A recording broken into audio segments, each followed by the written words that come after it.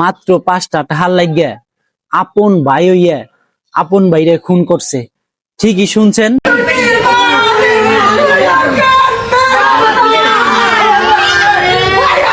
রমজান মাস কি বলবো, বলার মতো ভাষা নাই।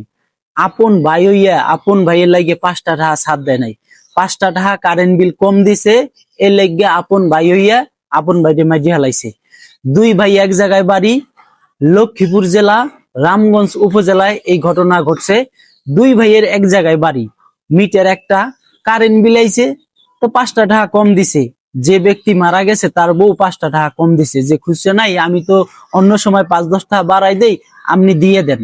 এই ঘটনারে কেন্দ্র করিয়া হেতে ঘরের মধ্যে সিলে সিলিকা যে জর্গা আনলাম এত একার কথা এখন না কোন একটু বাইরে দিকে যান আনন যাই না কয় যাই আমাকে কথা কইেন না কয় কই আই হেতে লোক কোনো কথার দরকার নাই এত যাই দোয়ান অবশ্যই রে হিসে দিয়ে হিগা যাই দুম দুম করে দি শেষ করে দিছে। তারা দুই ভাইয়ে যাইয়া দোকানের মধ্যে এডে লই একটা কেসার লাগছে। ওই পর্যায়ে দুই ভাইয়ে আবার হাতাহাতি লেগে গেছে।